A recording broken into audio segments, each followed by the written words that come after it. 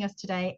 We are looking to explore how we can use the Submit platform with the CSRD compliance reporting that is necessary and very much coming down the line for everybody. And I suppose initially much larger organizations, but it will be trickling down by 2026, certainly 2027 to smaller organizations that may not need to meet the criteria right now.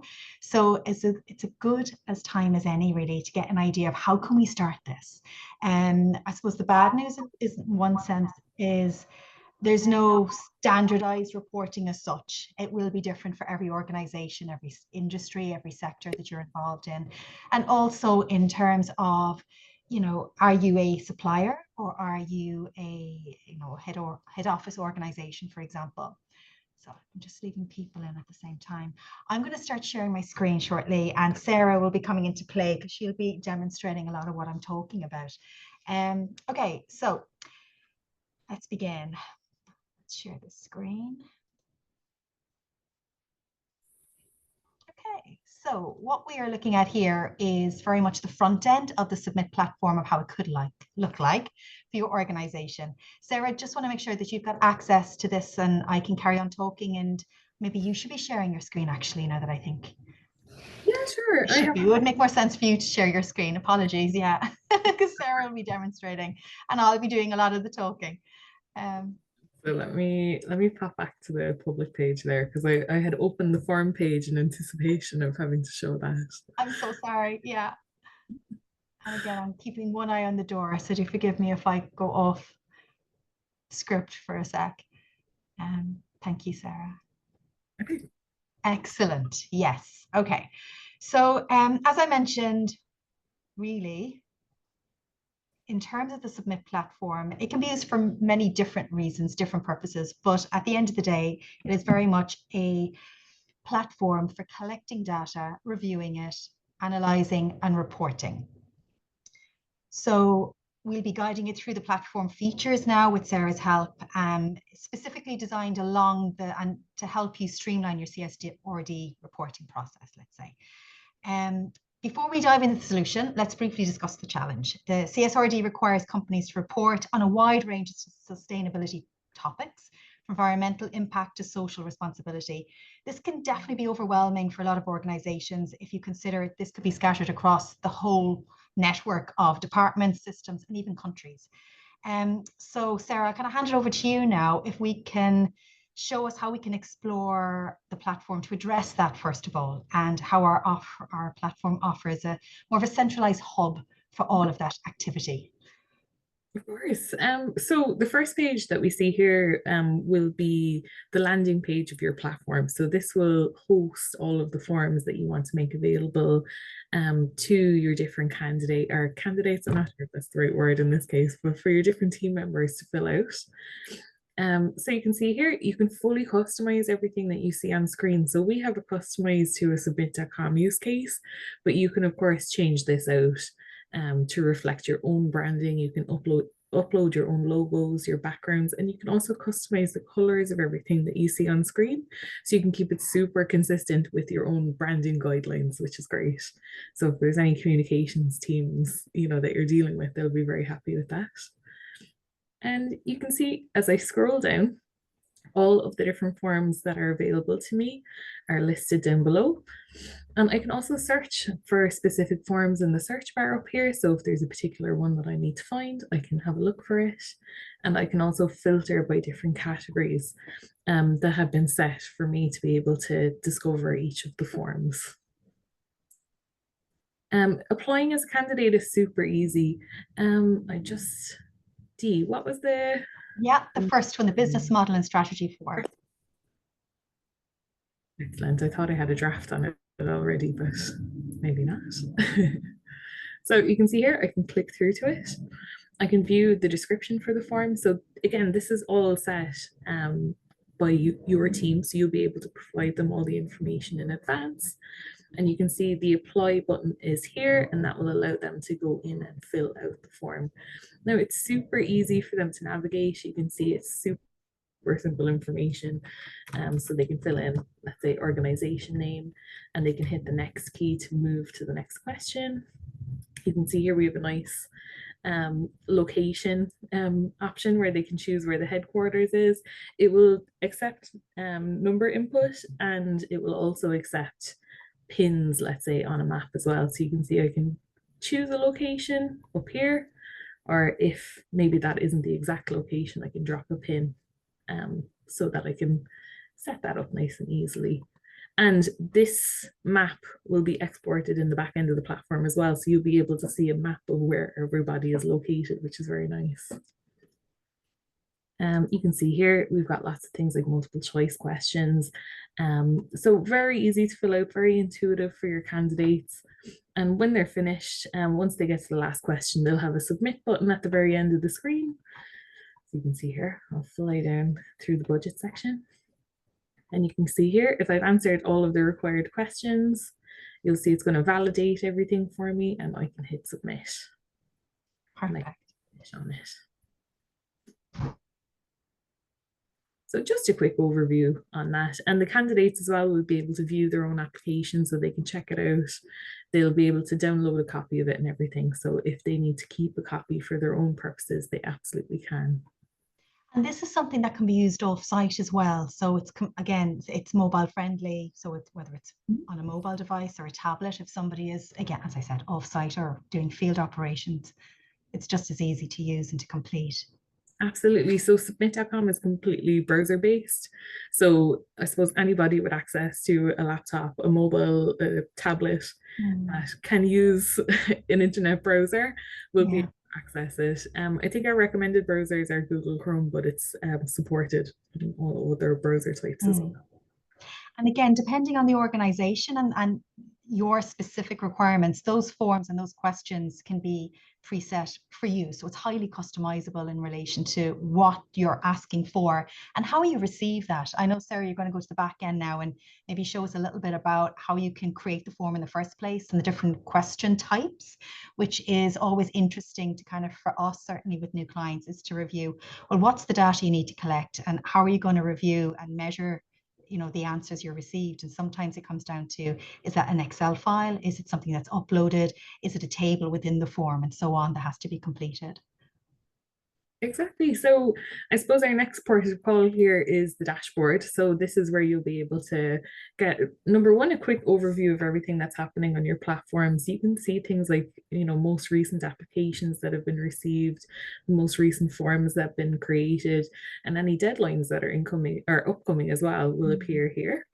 So it's a nice quick overview. And if you go to this form sections here on either the tile on the dashboard or on the sidebar here, it will take you to this section, which will allow you to create a new form nice and easily using this green create button here. And creating a form is as simple as this. So all you need is a title for your form. So I'm just going to call it something really obvious like new form.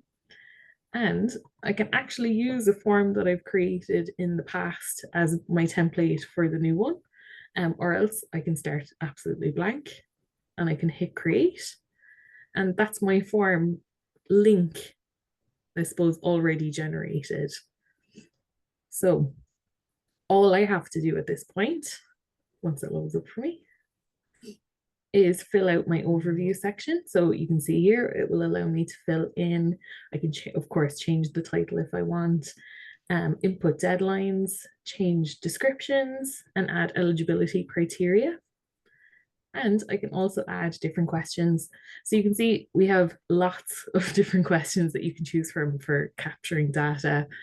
We've got everything from small, medium, and large text boxes. We have multiple choice questions, yes, no questions, date questions, tables. So we have absolutely everything available that you might need to capture information. Dee, is there any one that you have in mind to kind of show off at this point? Yeah, if you can show when we're reviewing the applications that are already completed there now, the tags that are showing and how you can automate workflows in relation to the information received so far. Of course. So what I'll do first, I'm just going to edit the business model and strategy form first. So we're just going to pop in and edit it as if we were updating the questions. So you can see this is the current question list that's available in here. And Sorry, look, I mentioned adding questions as well is super easy. It's exactly the same as creating the form. So you just choose the question type and you add the question text that you'd like to add in and save it, and then it gets added to your list straight away. So super easy to use and to update. I'll delete the question anyway, just in case I start interfering with the D's form. And you can see up at the top as well, I can change the order of the application as well. So a couple of important things to think about. I suppose you can set up your form to kind of pre-filter applications as you're receiving them. So the types of questions that can pre-filter applications are things like multiple choice questions. So if I go to this question here, which I can see is a multiple choice question type, you can see these are all of the answer options that we've provided. And if I edit this question, you can see I can automatically tag each option with an auto tag. And you can see there's a little folder icon on each of the tags. And what we've done here is we've actually automatically linked these tags to a product-based folder. So you can create and automatically send applications to the product-based folder or the service-based folder or the platform-based folders without you having to pre-filter them or anything like that. The system is going to move them for you, which is great because it takes away the need to kind of manually sort applications. And as well, you can set that up on any multiple choice question. You can have the same application appear in multiple folders. You can also have multiple external reviewers access the same folder. So it makes things nice and easy. So I just mentioned the word external reviewer. An external reviewer can be a third party that you can add to the platform that will only have access to applications that you've added to a folder and shared that with them, and it's password protected and everything. So, and that could be like an auditor or an outside examiner or someone you need to give access to a certain amount of information, but not necessarily everything. So again, even redacting some information from that folder is possible as well, based on the questions. 100%. So if there's a particular question that you need to hide from a judge, so let's say if you need to keep an auditor or an assessor impartial, so organization name might be an example of that. In the settings, you can see here that I can hide that question in the folder so that the judge won't have access to it through the folder. And again, if you're sharing that with a panel of examiners or just, again, different parties, they can all be looking at the same information, but they won't be able to see what each other are doing with it. Mm-hmm. So by default, they're kept impartial from one another. So they won't be able to see each other's score assessments. They won't be able to see each other's comments by default. Now, there is a setting that you can allow them to see each other's comments, but the score assessment is always kept private. Yeah, very good. And then if we can, I suppose, look at, I suppose, because we're touching on the folders now and whatnot and reviewing at this point, let's look at reporting. How can we, what do we do with this information? So the reports, I suppose there's a couple of different reports that you can pull from the system. So actually, would you prefer me to start on assessments first, maybe? Because I can... Maybe I'm jumping ahead again. Yeah. I'm sorry. I suppose I'm so used to like working in the system from a training. It's the flow. I can run down a whole rabbit hole of you can do this and you can do that. So you can see here, so this is the folders that I was mentioning. So actually, I'm going to take another step back even further. So you can see I can see my draft versus my complete applications.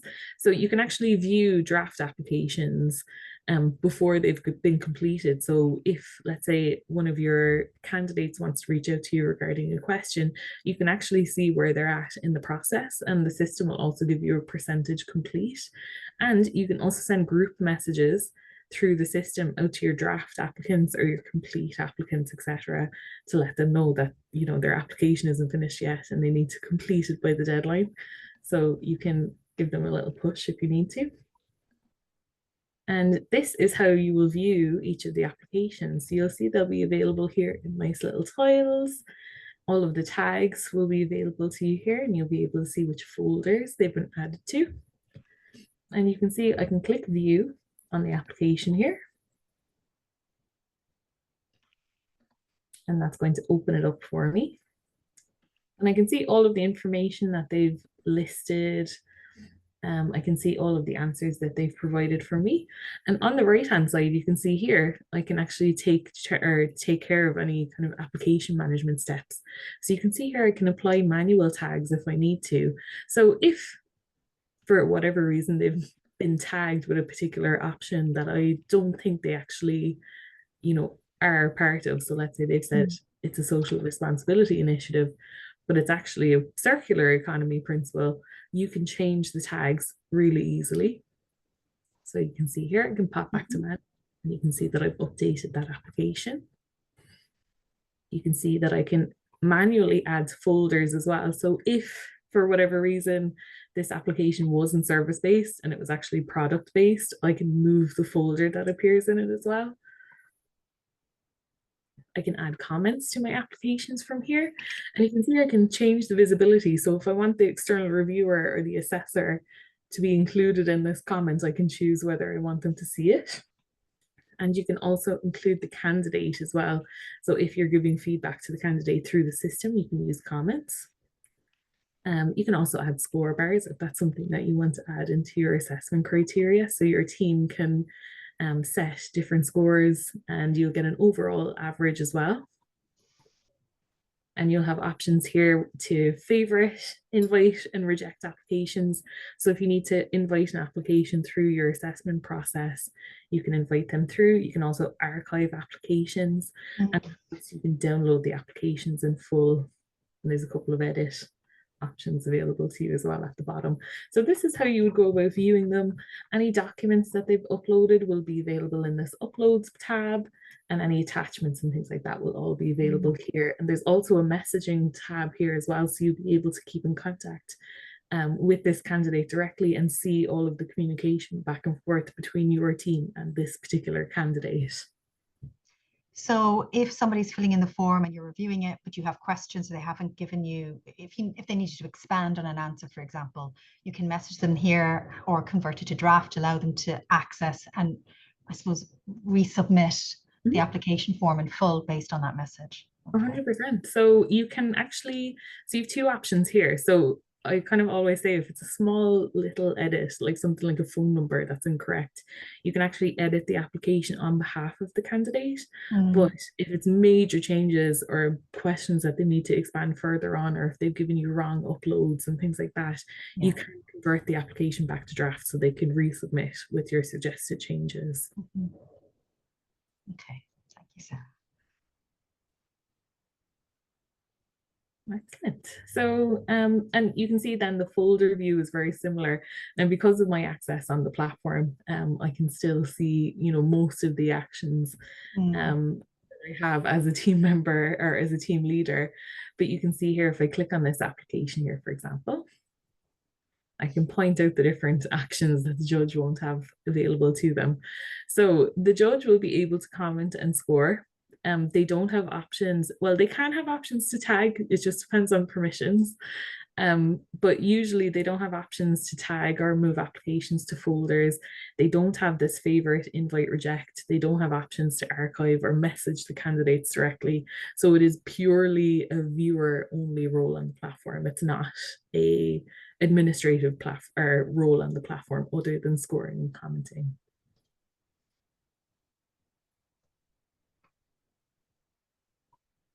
And reports on the section, on the platform rather. So all of the reports will be available to you here. So the first dashboard that will give you is a workspace overview. So you'll be able to see things like registration growth, registration breakdown, and application growth. And if you are providing grants, which I don't think you will be as part of this program, there is a grant tracking element as well. But if, let's say, certain team members of yours are providing grants, we do have this nice kind of grant breakdown section, so you can track your awarded, see how much you have remaining from your budget, etc. And each individual form can give its own specific statistics. So you can see here, if I go to the business model and strategy form, you can see I can get that application growth and the application breakdown for this individual form. But I can also download a summary form, which will give me a full CSV download of all of the information that the candidate has submitted to me, and you can see I can pull in all the application properties too. So I can really pick and choose what it is that I want in this CSV download. Mm. I can also pull a scoring report. So if you want to get a kind of full spreadsheet of all the scoring that's been done on your platform, you can get that from here. And then there's the breakdown section, which is probably one of my favorite sections on the Submit.com. I kind of always call it, if you're running into a meeting and you need a quick visual based on any of your multiple choice questions, you can get it from here. So the first one will give you applications by status. So you'll be able to see drafts versus complete. And you can see if I change application to question, any of those multiple choice questions that I've asked can automatically generate these nice pie charts, or I can change them to bar charts if I think the data will be represented better as a bar chart. And you can see here, if I change to the location question, I can see the locations of where all of my candidates are, and I can hover over them as well. And if I click on it, it'll bring up a link to the application itself. So if they happen to fall outside of your administrative area, for example, you'll be able to see which applicant that is very clearly. And you can also pull in things like tags, advanced search into this to filter for particular criteria as well, which is really nice. Now, Dee, I'm not sure if you had any other. Yeah, no, that was, I know I'm keeping an eye on the time here now as well. So yeah, some of the questions that are coming in is, you're absolutely right. Submit really plays a small, but most definitely an important part in relation to, I suppose, the CSRD compliance and guidelines and reporting that's required. It would be more of a tool to collect the data that you need in order to complete and support the reporting you're doing for CSRD. It wouldn't be a one-stop shop, let's say, for all of your CSRD reporting requirements. Absolutely not. And I definitely, Sean has made a great comment. If we can, for the next time we're doing this, if we can somehow upload the taxonomy, I can't pronounce it, forgive me, directly onto the platform to show you guys something that's more, I suppose, more accurate and more customized, let's say, to your needs. I think that's something that definitely I'll take on board for the next session as well. For now, certainly I hope we've shown you how you can use it. If general, just to begin with, how we can create relevant reports to your organization in order to collect the data that you require in order to meet those guidelines. So if, for example, you're a large organization with multiple suppliers or different stakeholders or business units spread out around the country, this would definitely be a platform that could centralize all that internal reporting in order for you to meet those requirements. I hope that kind of clarifies anything there. Is there any other questions there? We can, if you wanted to come on, just see if anybody want to put up a hand. Or are we good?